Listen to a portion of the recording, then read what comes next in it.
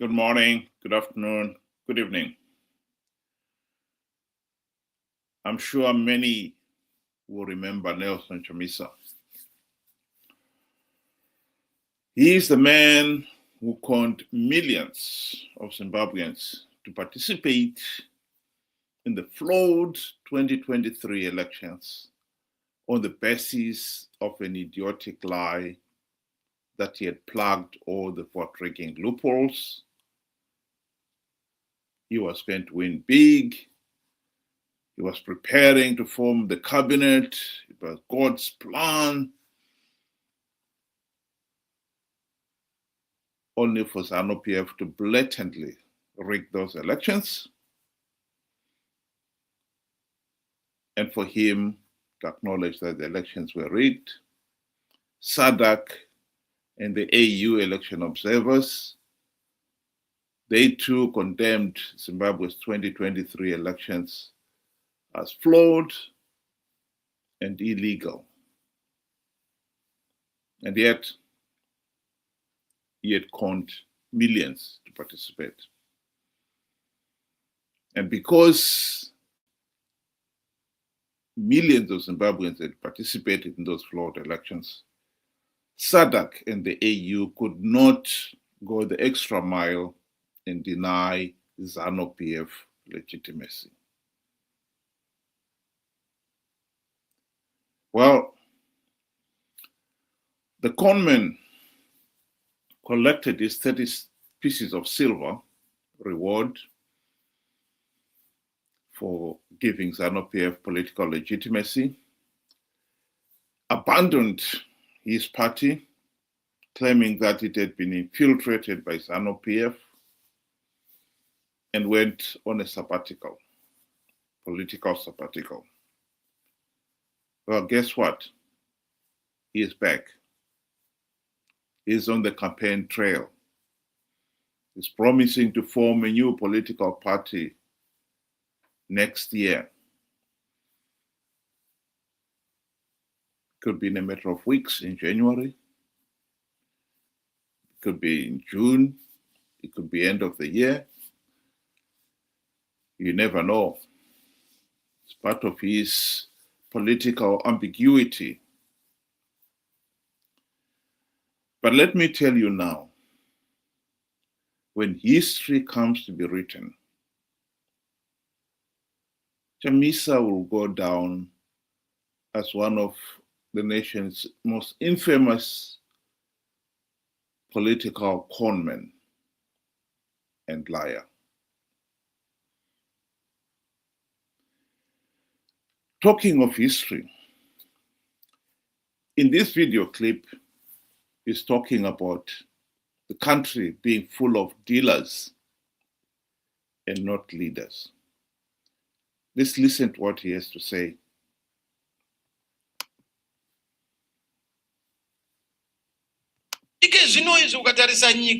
It pains me. Instead of having leaders in government, we have dealers. Dealers are people who are there to take. Leaders are people who are there to give. Nations fall because they have more dealers than leaders. Nations fail because dealers take over where they're supposed to be leadership. Makoma apera kuveurwa. Mamwe ane muparavara, mamwe aiswa panki, mamwe aiswa mohawk.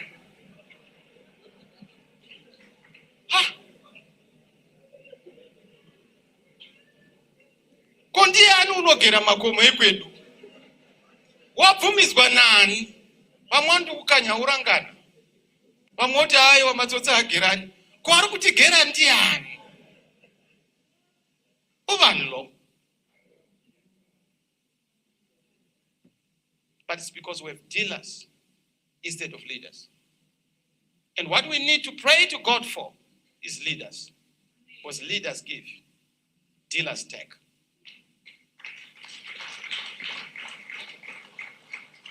Are you a dealer or a giver?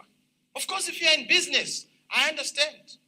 You are doing business. But when you are in government, the business of government is not taking, but giving.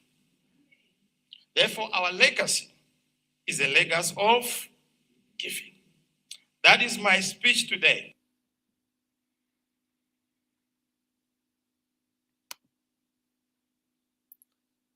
Well. He was in government during the GNU. What did he give? Let's clearly understand the primary papers of the 2008 to 2013 GNU was to implement the democratic reforms necessary to end the Zanu PF dictatorship, particularly to stop Zanu PF rigging elections. That was the primary purpose of the GNU.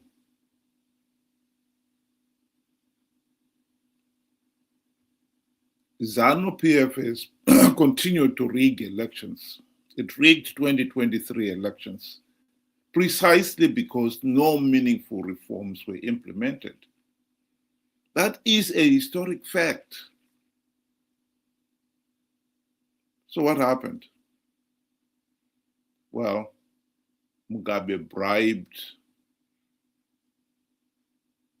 the MDC leadership with the E-Class Mercedes Benz limos for all the MDC leaders, from deputy ministers right up to the prime minister himself,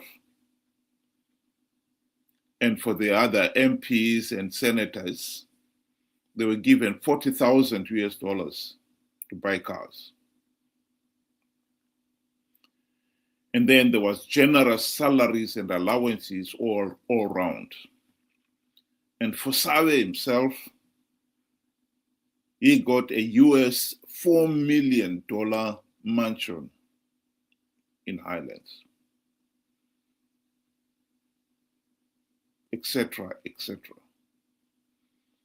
And the MDC leaders, in appreciation of what the Mugabe had done to them, they kicked all the reforms into the Cactus thicket. Not even one token reform was implemented. Ever since the GNU debacle, the MDC CCC leaders have participated in flawed elections, knowing fully well that the elections are flawed, knowing fully well that by participating, they will give Zanu PF legitimacy. But they did, because they also knew that Zanu PF was giving away a few gravy train seats to those willing to take up the seats, to participate in the flawed elections. We cannot run away from that fact.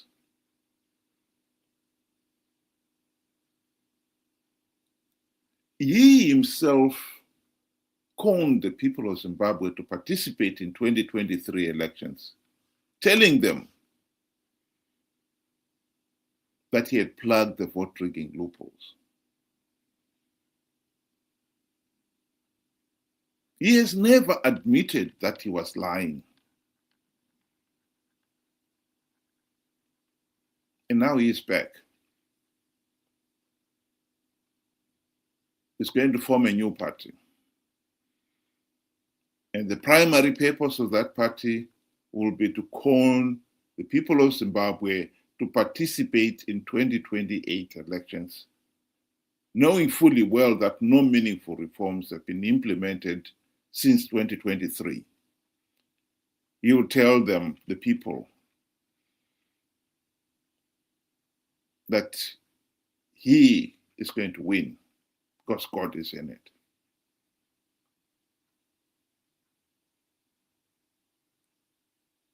The people of Zimbabwe can end this nightmare of the Zanu PF dictatorship.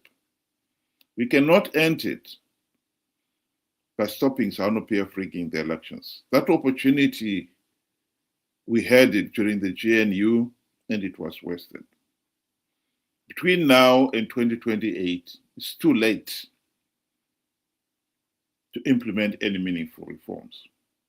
What we can do is make sure that we do not participate in the flawed elections. Because if you deny Zanu PF political legitimacy, the regime will be forced into a new GNU as in 2008. And this time, we will make sure that reforms are implemented. We just need to be a little smarter. We cannot be conned to participate in another flawed election by our infamous liar and conman, Nelson Chamisa, again. That is the reality that the people of Zimbabwe out there have to face and agree to. We can do it. Let's just be smart enough to know a conman when we see one. And I say here that Chamisa is a conman and a liar.